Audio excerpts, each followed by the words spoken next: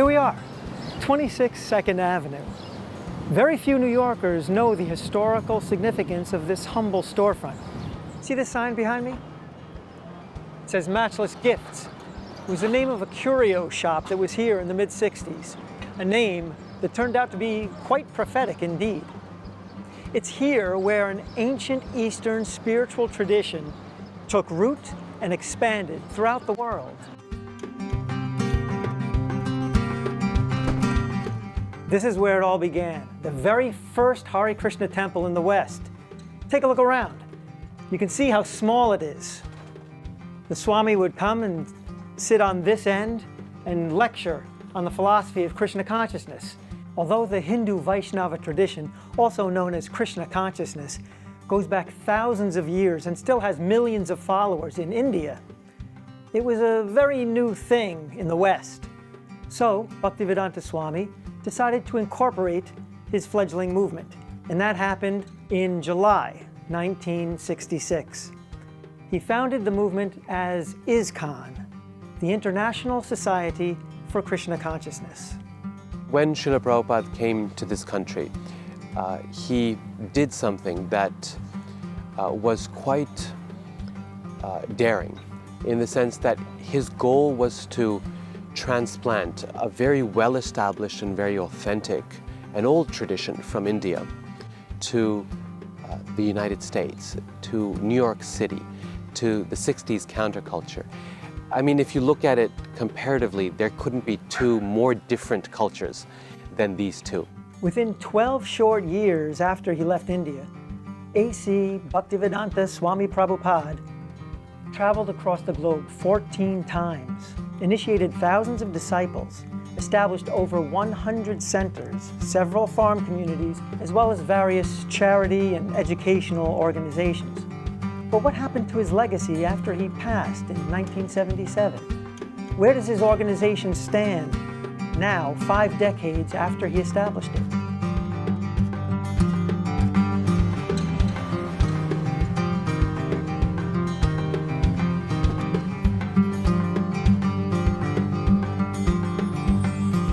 It was underneath this tree on October 9th, 1966, that A.C. Bhaktivedanta Swami Prabhupada held the first recorded outdoor chanting session of the Hare Krishna mantra outside of the Indian subcontinent. Chanting the Hare Krishna mantra is one of the most important activities for Krishna devotees.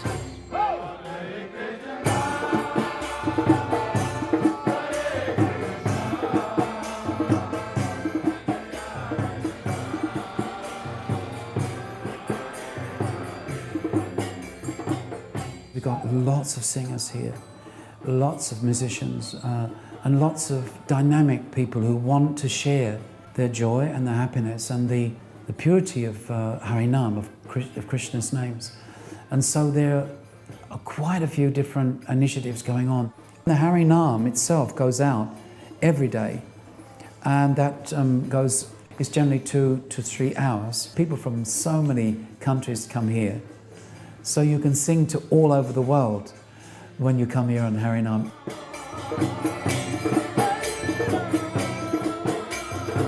There's Kirtan London. Sometimes they hold 6 to 8 hour kirtans where they invite the general public, anyone who wants to come.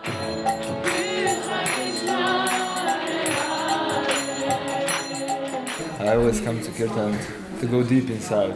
Well, I cried even more than usual. It connects me with happiness. There's been kind of a surge over the last 15 years where we've seen more and more the youth of the Hare Krishna movement are just set alight by their desire to specifically do kirtan.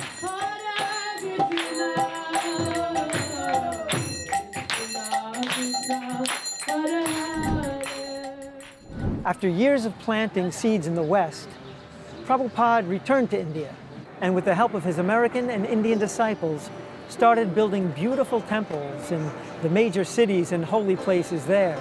One of his main projects was to build a spiritual city in Mayapur on the banks of the river Ganges.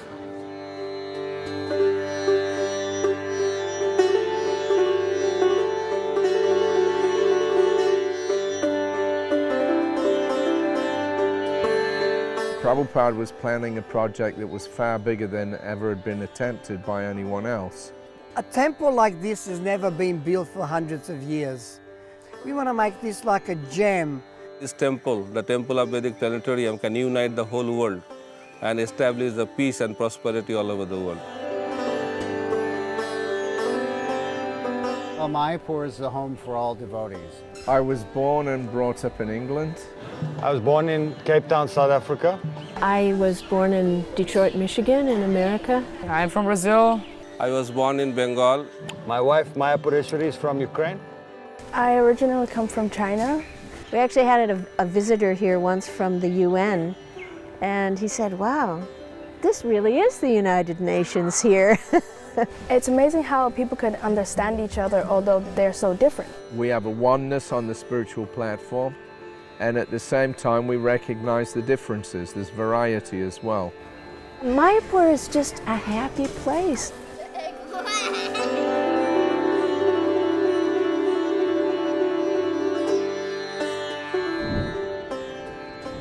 Back in the early days, most of the devotees lived and served inside the temple itself.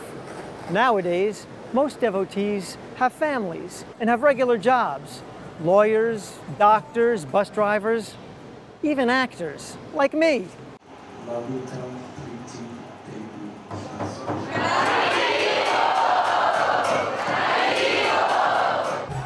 Today is the Ratha Yatra Festival in New York City. Although Prabhupada started his mission here in New York, his teachings have reached almost everywhere in the world now and have been making the kind of impact that, for some places, was unimaginable 50 years ago.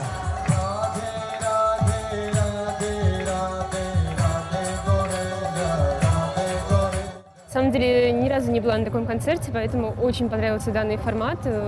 Очень много эмоций получила. Я работаю в нефтяной компании полдня, а в остальное время фотография, моя профессия. There is no material reasons why this movement grew so much. Definitely, grace of Srila Prabhupada and his way of presentation, because so far we distributed millions of his books, probably around 20 million of Prabhupada's books, and people just by reading his books become devotees, become convinced. His presentation is absolutely unique. I was interested in the literature, and I stayed in the movement because there was music. There was something I could connect to, and I could immediately find my role, my place in the community.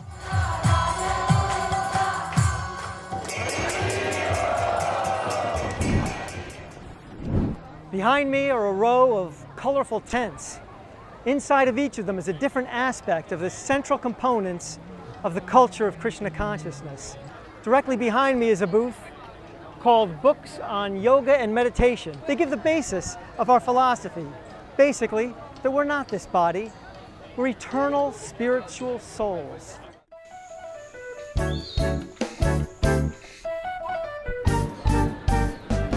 A BBT ela foi criada por Prabhupada há mais de 50 anos com o intuito de ter documentado, né, o seu conhecimento para poder levar para todas as pessoas, né, aquilo que ele acreditava.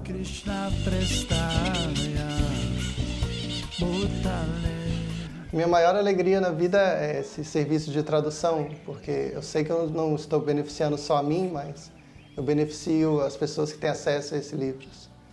E a tradução também tem uma vantagem, algumas vezes eu gosto de escrever também, mas na escrita talvez apareçam as minhas imperfeições, as minhas debilidades, mas quando eu traduzo o livro de uma pessoa completamente qualificada, como os Goswamis ou Prabhupada, eu tenho certeza de que eu estou sendo um instrumento de uma mensagem perfeita. Então, me inspirou muito, né, distribuir livros, porque foi também através dos livros que eu pude mudar de vida, né, mudar meu nível de consciência, né, que mudou completamente a minha vida. Então eu gosto, né, da ideia de oportunizar isso para outras pessoas, dar isso para outras pessoas, né? Algo que foi maravilhoso na minha vida, que outras pessoas tenham a oportunidade. A partir de 2009, em 2009 nós conseguimos distribuir 135 mil livros e desde então a nossa média anual é de 350 mil livros. A minha maior felicidade na vida é quando eu vejo que Prabhupada ele é reconhecido pelo serviço que ele fez e que faz para a humanidade.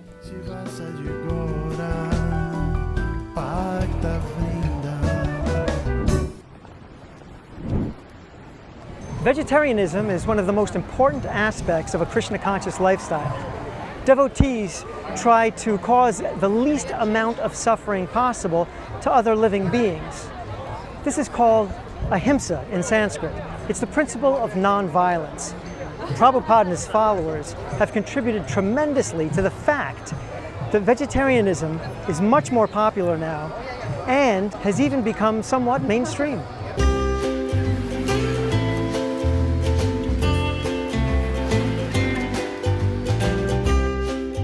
Not that long ago, it was kind of unheard of to have a vegetarian restaurant.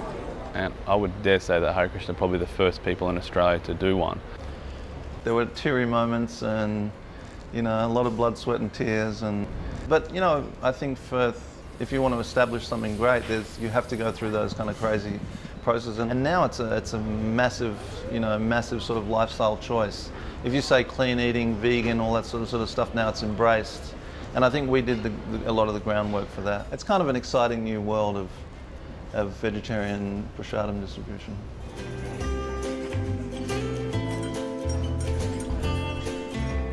I always eat at Govinda's, just a natural routine. The best recipe for people to be happy, I think that developing an attitude of service towards other people. The reason we do what we do and we push every day is the reciprocation we get from the people we're doing it for. And every day they're coming in, we have people coming in multiple times a day even, and just showering with us appreciation and affection and love. I think the Hare Krishnas, that I know them anyway, are really integral to the community at James Street. I think they provide a really beautiful service and they make incredible food.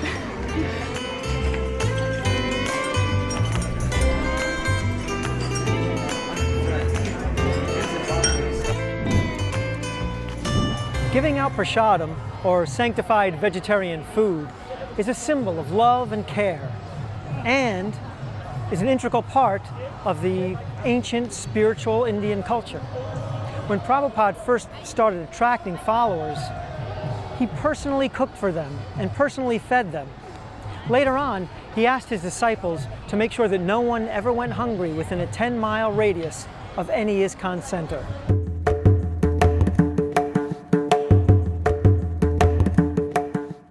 ISKCON Food for Life is the world's largest free food vegetarian program which serves out holistic meals to people all around the world at its different centers. The Food for Life initiative in ISKCON Mumbai started in 1980s and is still going very strong, where a holistic meal is served to people every day, morning and evening.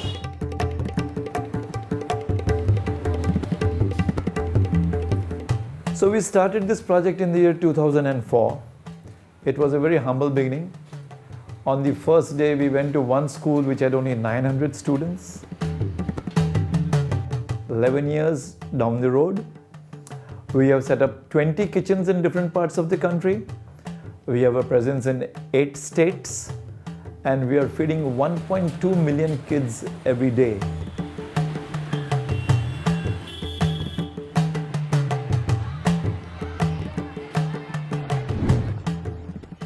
Although he started his mission in a big metropolis, Swami Prabhupada inspired his followers to establish farm communities, leading a lifestyle of simple living and high thinking. He taught them to respect nature and how to be self-sufficient, living off what the land and the cows provide.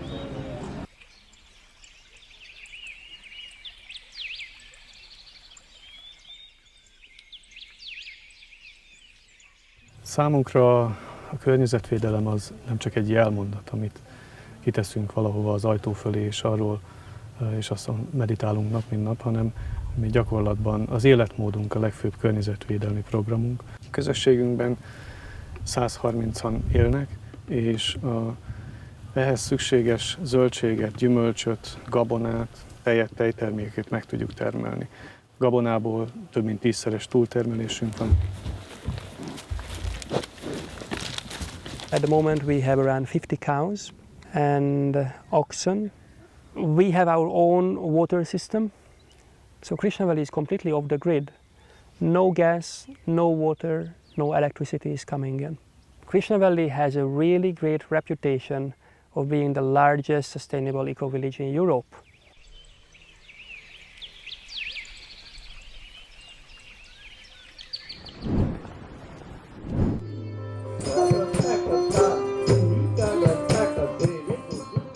Well, the stage program is winding down. The younger generation is really stepping up, taking on more leadership roles within the society and the organization of running festivals like this one.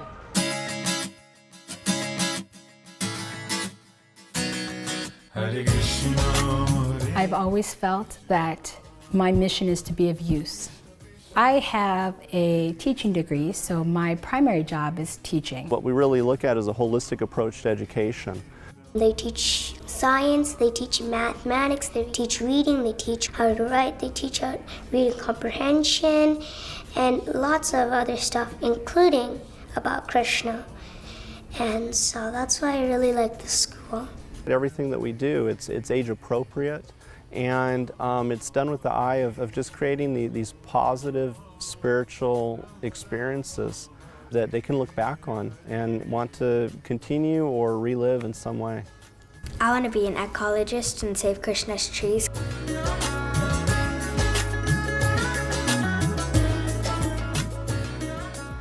I think ISKCON's contribution to the world around us has to do with the fact that it provides an authentic spiritual perspective on many of the issues that face us in the world today. We live in a world that is technologically very advanced, that is scientifically very accomplished, and yet a world where people are seeking community, they're seeking heart, they're seeking relationships with other human beings, and are seeking meaning and purpose in their lives. And what ISKCON does, I think, is provide the opportunity, provide a pathway to finding that meaning and living it in a day-to-day way that is at the same time connected to our world around us and yet gives meaning and hope for something much greater than we human beings can imagine ourselves.